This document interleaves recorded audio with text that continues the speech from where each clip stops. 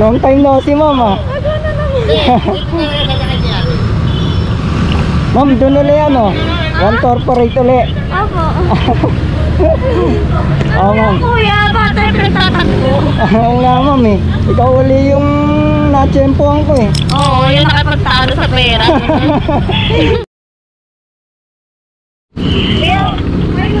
Ay, hindi pa ako naniningil, ma'am eh. Ay, hindi pa ako naniningil. Ay, ma'am, hindi ako naniningil, ma'am.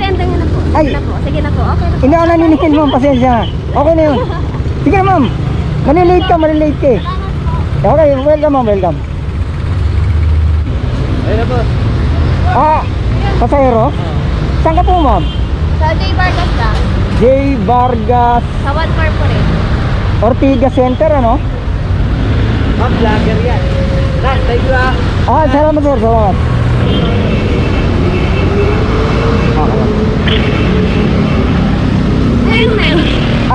Ano, ma'am? Vlogger kasi ako, ma'am. Nag-aatid ako ng libre. Opo. Ma'am, ilagay ko lang yung address para sakto yung ano, para alam ko yung daan. Anong pangalan building? Ano po, One Corporate. 148. Center. Ito po, One Corporate Center. Corner ng ano, Dunya Julia Vargas at saka Meralco Avenue. Corner. Okay. Pa-shoutout ka. Apo? Pa-shoutout. Sige pa. Okay ka na dyan, ma'am?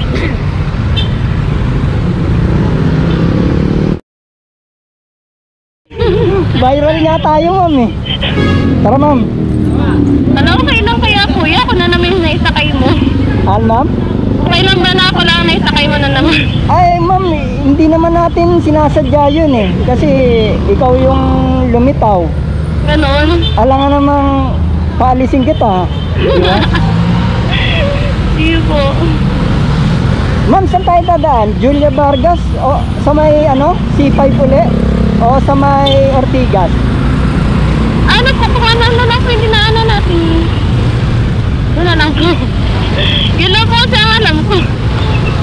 Ma'am, yung post ko, ang dami mong ano, ang daming gusto magpaampon din. Oo nga po. Sabi nila, gusto ka rin daw nila maging ate. Sige, ampunin ko sila basta may malaking bayak. Ibang nga pong kakilala na ano nila ako. Sabi nga, sila isa, nakita kita sa ganito ganyan na. Ay, ganon? Opo. Ibig sabihin, napanood ka rin nila? Opo. Sikat po kayo doon sa lugar namin. Sabi ko, grabe kayo sa akin. Binabasa ko kasi yung ano eh, yung mga comment eh. Na gusto rin daw nilang magpaampon. Eh kasi sabi ko, ma'am, ang bait ko palang ate baka pwedeng ampunin niya na lang din ako. Pag-aralin niya na lang din ako. Natatawa nga po sa mga comment. Kaya binabackread ko eh. Oo. Ano lang, good vibes lang. Nabasa ko nga, ma'am, yung chat niyo eh. Opo. Nabasa ko yung chat niyo. Kaya in-screenshot ko. Nakita ko nga po sa end of video. Okay naman yung feedback nila.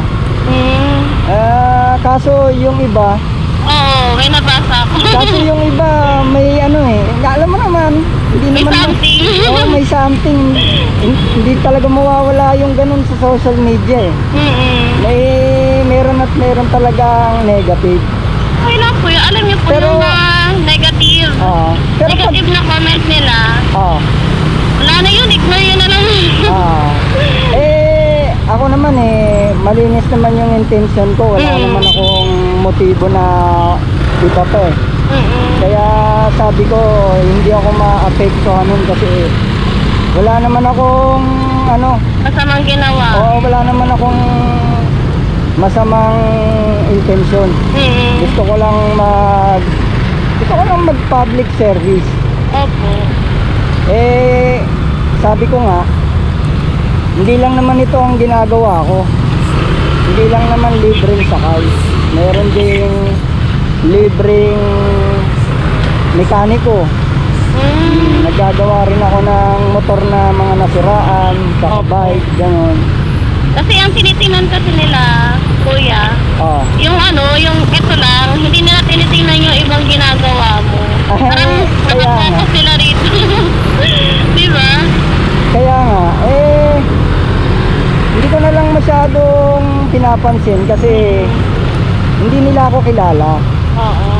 Kaya hinahayaan ko na lang kasi alam ko kung anong ginagawa ko eh. Alam ko kung ano yung purpose ng ginagawa ko. Pagkaagawan sa sa jeep, ang laging talo babae. Diba? Kasi pagka puno na yung jeep, anong gagawin ng lalaki? Sasabit. Oo. Diba? Ang babae, kapag halimbawa napuno na yung jeep, anong gagawin? Maiiwan. May. Oh. Kaya yung nagrereklamo sa sabi sa akin, puro babae daw yung inaangkas ko. Alam nga namang lalaki ang i-priority ko. Sila, pagka naubusan, sasabit. Diba? Pagka babae, maiiwan sila. Hindi sila makakasabit. Hindi, nakakasabit ka, sabi mo eh. Sabi mo nung nakaraan, sumabit ka, ma'am eh. Oo nga po, sumabit ako. Kaso lang, syempre, hindi naman lahat ng babae nasabit talaga. Siguro ako pa lang. Ewan ko lang sa iba. Kaya nga. Pero nakakatuwa pa lang sumabit ko minsan. Nakakatuwa nga siya, ma'am. Kaso, huwag ka lang, kailangan lang maigpit-kapit mo. Oo nga. Kasi pag hindi maigpit ang kapit mo talagang ano ka eh. Pero, nung time naman na yun eh, syempre, kahit nagkaroon yung experience ko, may tao naman na tawang gawa, nag-focus sa akin. Kaso nga lang, malapit na ako. Ibig sabihin, nung sumabit ka, pinaupo ka, manong malapit ka na. Oo. Pero nung umpisa, hindi agad siya tumayo. Hindi. Siguro naiintindihan ko rin siya kasi nga, syempre, yung makikita mo kasi sa tao kung talagang pagod na pagod siya. Oo. Totoo yun. Kaya, naiintindihan ko naman yung side na yun. Totoo yun kasi nga, ako nga nakakatulog na ako sa jeep dati. Kasi syempre, malay mo, ang shift pala niya is gabi, tapos pauwi pa lang siya. Syempre, doon na siya matutulog sa jeep noon. Oo, ako rin gawain ko nung dati yun eh, yung nagko-commute pa ako. Sa jeep na ako natutulog. Kasi sobrang haba ng biyahe, traffic. Doon mo lang kasi mababawi yung yung ilang oras na yung iba may ending yung tulog tapos ikaw gising. Kasi syempre para sa pamilya mo rin. Tiis-tiis lang talaga. Nako ma'am, alam mo, alam ko na magiging comment nila rito. Sasabihin nila, nako scripted na yan. Kasi siya na naman yung pasahero niyo, siya na naman yung hinatid. Ano yan? Sasabihin dun sa comment, nako, huwag kayong maniwala dyan, magkakilala talaga yan. Ganon? Abangan mo, pagka-post ko, sasabihin nila dyan, nako, siya na naman. Nako, ano yan? Scripted na. Scripted yan, magkakilala talaga yan, dalawa na yan. Nakita mo naman ma'am, di ba? Kung sino lang yung dumating, Yun na yung isasakay mo. yun ang sinasakay ko. Kayo yung dumating eh. Alam nga namang sabihin ko, ma'am, ikaw na naman, wag ka na. Iba naman, di ba? Oo, totoo naman. Kasi, alam mo naman sa social media, iba-iba ang tao eh. Oo. Merong mabait, merong mapanghusga, May maiintindihan ka. may maiintindihan ka, merong hahatakin ka pababa, merong pag-iisipan ka ng hindi maganda, merong magsasabi sa iyo ng merong magsasabi sa iyo ng words of encouragement. Opo. May magsasabi sa iyo ng positive. Basta alam ko lang kung anong ginagawa ko. Basta alam ko lang kung para saan yung ginagawa ko. Doon ka lang sa goal mo. Oo. Diyan lang ako sa goal ko. Yun lang makapagsilbi lang sa kapwa. Okay. Eh, ganun talaga. Kasi may mas talaga ako galing ng tao. Kumbaga, kung maraming tao ang, yung iniintindi ang isang tao, Oo. mas okay sa akin. Kasi syempre, hindi naman tayo perfect mo. Oo. Talaga, may times talaga na gano'n. Pero, yung mga negative naman na nasasabi sa atin ng ibang tao, gawin na lang natin siyang positive. Kasi, yung gawin na negative, yung napipitrak sa'yo ng tao. Sa'yo naman, lagi mong iisipin na lahat ng sinasabi nila, ignore mo lang, positive lang. Tuloy mo lang yung, ginagawa mo. Ganun. Kaya nga eh. Kaya nga ito yung pinili kong vlog. Kasi gusto ko, puro positive lang. Gusto ko yung lang. Gusto ko yung merong ambag sa lipunan. Eh kung magkatid ka ng mga pasahero na kagaya niyan, hirap makasakay, mas may sense yung gano'n.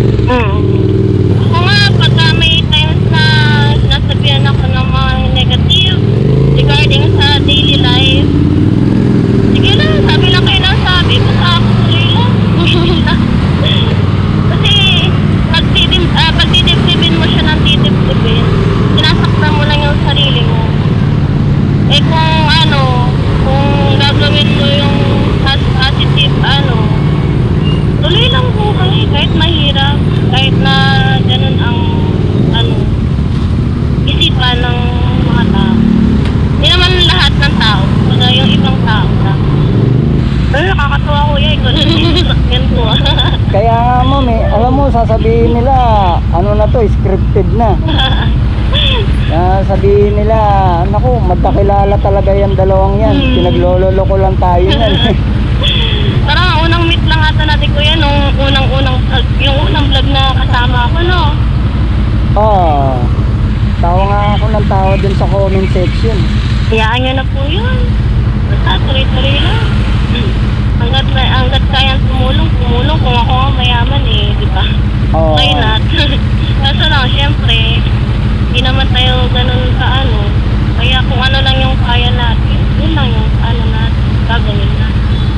Hindi ko na itatanong ma'am kung saan yung direction kasi alam ko na kung saan ka bababa. Ang dami kaya naghahabal pagka ganito. Oo, marami nga doon. Kung kung walang habal, siguro ang mga tao talagang ipon-ipon na talaga sa isang siguro puno na yung kalsada pagka ganun. Buti nga nagkaroon ng habal eh. Totoo yun. Kasi nakikita ko ron doon sa may pwesto, ang daming hirap sumakay. Opo. Kaya hindi mo rin masisi na merong naghahabal eh. Malay mo kuya, pagka dumami na subscriber mo, bumili ka na ng van, sakay mo na sila. Ay, may nag-comment nga ng ganun. Oo. Ang sabi sa akin, ang i-drive ko daw, Van. yung electric jeep. At yung yung gusto ngayon? Oo, electric jeep na daw ang i-drive ko para raw marami akong may sasakay. Oh, why not? Kaso sabi naman ng isa, nag-comment, sir, kaya nga sila naghabal. Kasi nga, para wag sila malate. Oo nga pala. Totoo naman. Kapag halimbawa ang electric jeep yung dala ko, hindi rin sila sasakay kasi malilate na nga sila, traffic na. Sa bagay, totoo. May sila, parang may matutunan. May parang makakatulong. Kasi basta kung marami kang may sasakay na katulad ko na katalsal. Diba? Tapos yung syempre na-express nila kasi yung mga pinagdaanan. Kumbaga, kahit na